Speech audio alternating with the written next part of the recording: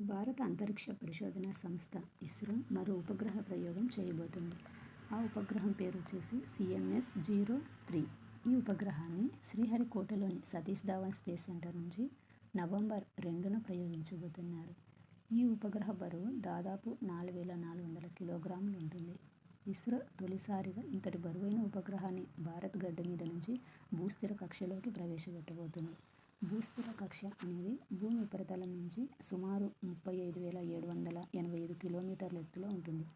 ఈ ఉపగ్రహం ద్వారా దేశానికి పౌర, వ్యూహాత్మక మరియు నావికా సేవలు అందనున్నాయి. ఈ ఉపగ్రహ ప్రయోగం కోసము LVM-3 రాకెట్ని ఉపయోగించబోతున్నారు. ఇది అత్యంత బరువైన ఉపగ్రహాలను మోసుకెళ్లగలిగే ఇస్రో యొక్క శక్తివంతమైన రాకెట్. LVM-3 పూర్తి పేరు వచ్చేసి లాంచ్ వెహికల్ మార్క్ 3. దీని పాత పేరు GSLV మార్క్ 3. చంద్రయాన్-2, చంద్రయాన్-3 మిషన్లు మరియు వన్వెబ్ ఉపగ్రహ ప్రయోగాల కోసము ఈ LVM-3 రాకెట్ను వినియోగించారు.